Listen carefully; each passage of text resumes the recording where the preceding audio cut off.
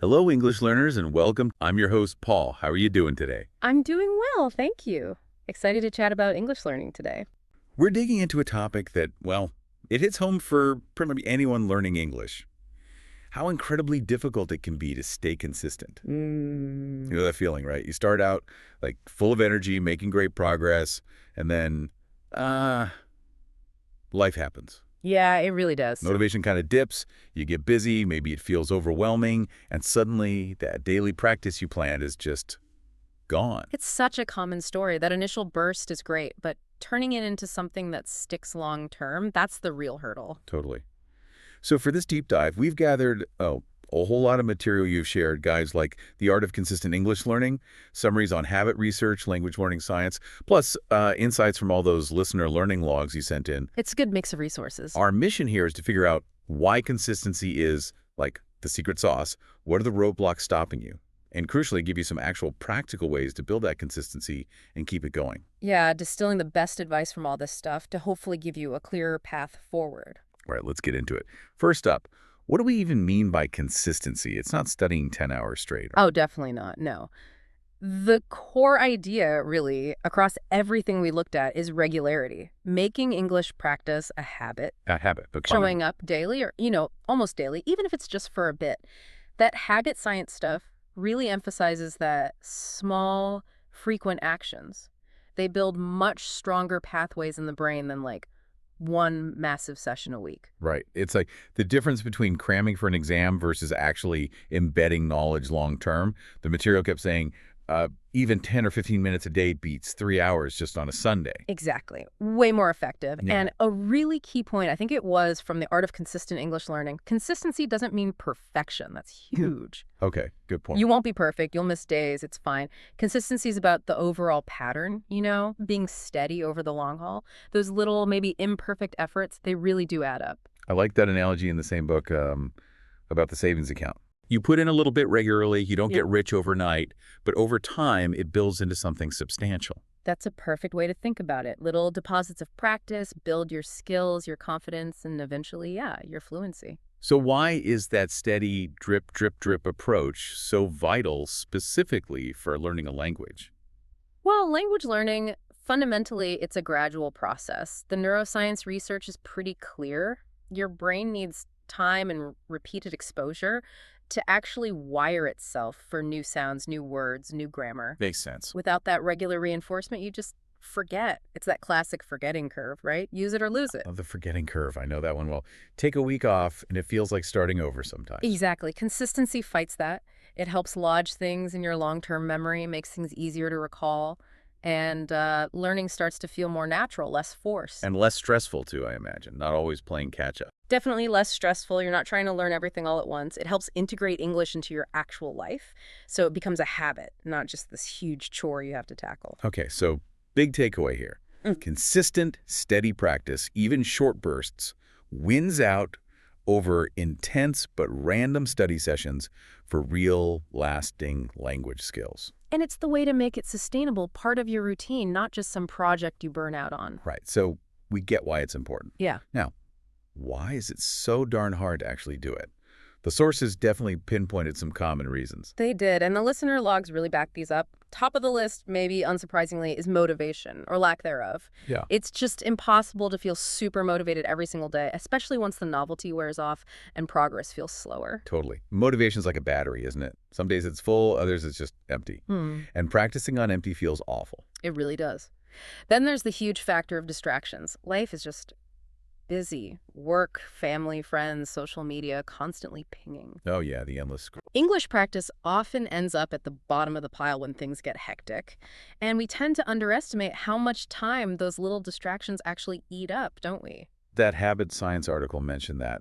Those 5 minutes here, 10 minutes there, add up to way more than we think. Time we could be using. Precisely. Another big trap is setting unrealistic goals, expecting fluency way too fast. I'll be fluent in 6 months. Exactly. Or I'll learn 500 words this week. When you set these massive goals and inevitably fall short, you feel like a failure. It's discouraging. That pressure just crushes you, right? It feels like you're always behind. It really does. And that pressure can easily lead to another major issue. Burnout. Pushing too hard, too fast for too long, no breaks. Yeah, going full throttle constantly isn't sustainable. Consistency is about pacing yourself, like a marathon, not a sprint. Burnout leads to needing long breaks, which kills consistency. Okay, what else? Well, a lack of a clear plan or structure. This came up a lot. If you sit down and think, okay, time to study, but you have no idea what to actually do. You just stare blankly at your book. Yeah. It feels overwhelming, and that kills motivation fast. Just knowing the next small step is huge. Makes sense. And finally, a really common one, especially in the logs, fear. Fear of making mistakes, lack of confidence, avoiding speaking or writing because you're scared of messing up. That's a big barrier for so many people. It is, but the irony is, making mistakes is how you learn. Avoiding practice because you're scared. That's the one sure way to slow yourself down. Wow. Okay, so the big culprits are motivation dips, distractions everywhere, goals that are too big, burnout, no clear plan, and fear of mistakes. That covers a lot of ground. Yeah, it paints a clear picture. And just knowing these challenges, understanding why it's hard, that's the critical first step. You can't fix a problem if you don't know what it is. Right. Okay, let's pivot to the solutions, is the good stuff. What practical strategies did the sources offer to actually build and maintain this consistency? Let's do it. The number one tip emphasized everywhere, especially in the art of consistent English learning, is set small, realistic goals. Forget master English, think. Think. Practice for 10 minutes today. Or learn 3 new phrases. Lowering that barrier to entry, making it feel doable. Exactly. Small goals are less intimidating. And when you achieve them, you get that little boost of confidence, that win, which fuels more action. Break it down into bite-sized pieces. And that connects nicely to the next big one, habit stacking. Yes, the research on this is solid. Link your English practice to something you already do automatically every single day. Like, well, the kettle boils. Perfect. Or listen to a podcast during your commute, review flashcards right after you brush your teeth. You use the existing habit as a trigger, makes it much harder to forget. Clever. What about tracking, keeping tabs on your progress? Also really helpful, use a phone alarm as a reminder, a habit tracking app, or just a simple calendar where you tick off the days. Seeing that chain of ticks grow can be motivating, right? Definitely, it builds momentum. You see the streak and you don't want to break it. Plus, the logs showed people who tracked felt more aware of their effort and accomplishment. I also like the tip about mixing things up, not just grinding grammar rules constantly. Boy, it's absolutely vital. Watch videos, listen to music, chat with someone, play a language game. Variety makes it enjoyable. If it feels like a chore, you'll avoid it. Exactly. If it's fun or at least interesting, sticking with it becomes much easier. And this next one feels so important, especially reading the listener feedback. Self-compassion. Being kind to yourself. Huge. The sources were unanimous on this.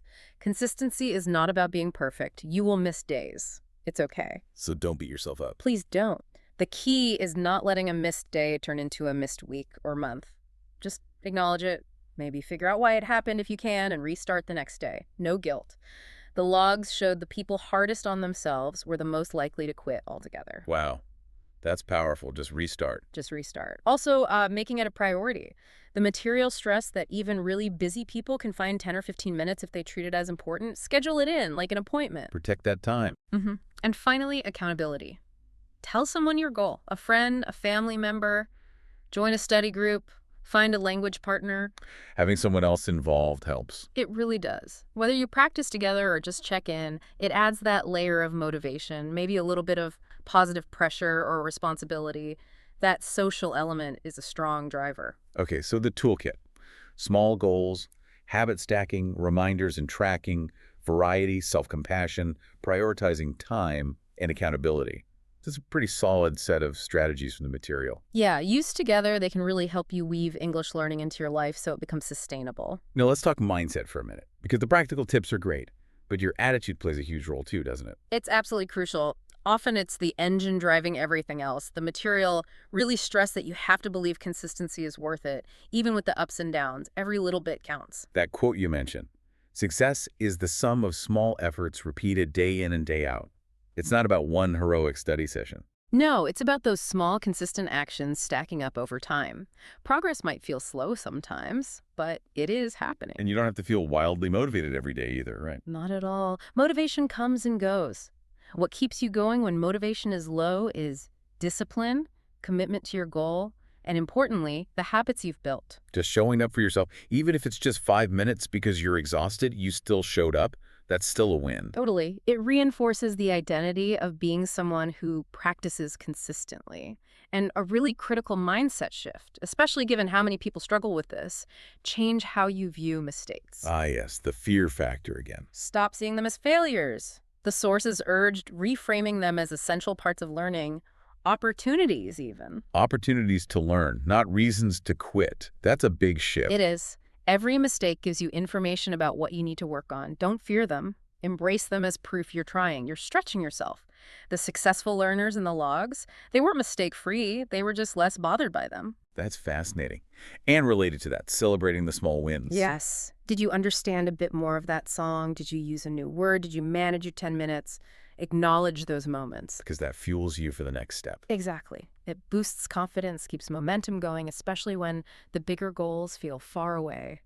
So consistency isn't about perfection. It's about persistence. Choosing to keep going, even when it's tough or you slip up. That's the heart of it. Be persistent, be patient with yourself, trust the process. All that effort, even the tiny bits, it will add up. Every day you practice is a step closer. Okay, to make this even more real, the material had some common scenarios. Let's run through a couple that listeners often mention. Good idea. Makes the advice more concrete. What's first? The classic.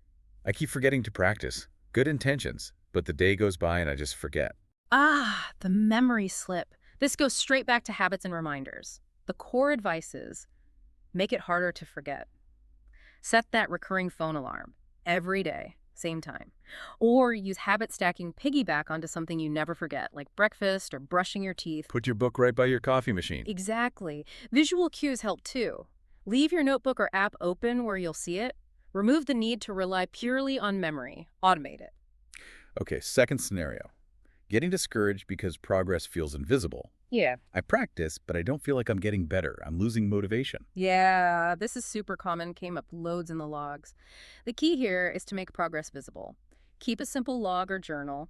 Don't just track if you practice, but what you did, and maybe note down one small thing you noticed, a word you understood, a phrase you used. So you can look back and see the change over time. Precisely. When you feel stuck, looking back at your log from a month ago can show you just how far you've actually come. And again, celebrate those tiny wins explicitly.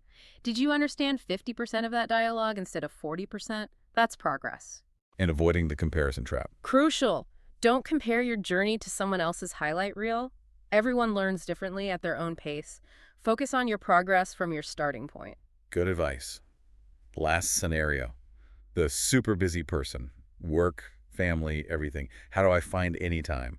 A huge challenge for many. The advice consistently points to starting small. Really small.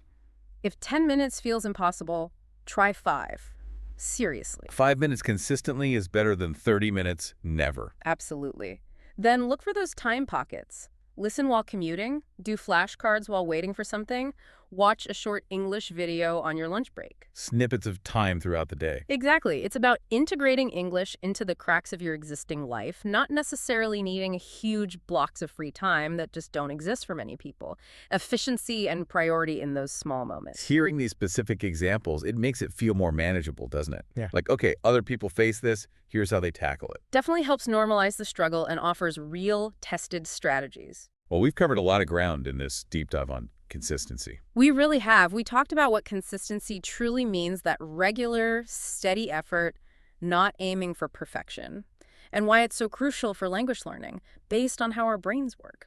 We looked at the big hurdles, motivation dips, distractions, unrealistic goals, burnout, no plan, fear of mistakes, drawing on research and listener feedback. And then we unpacked that toolkit of practical tips. Small goals, habit stacking, reminders, variety, self-compassion, prioritizing, accountability, lots of actionable stuff there. Plus tackling those common scenarios people run into. And I think the main takeaway, the big message really, is that consistency isn't about never failing. It's about committing to show up for yourself regularly, even when it's hard, even if it's just for a little bit. Ups and downs are totally normal. Missing a day isn't the end of the world. Just keep coming back. Don't let a slip become a slide into giving up. Exactly. Learning English takes time. It's a marathon. Every single step, every practice session, it counts. Be patient, keep at it, and trust that your efforts are building something. you can do this. And maybe a final thought for you to chew on, something that came out of the material.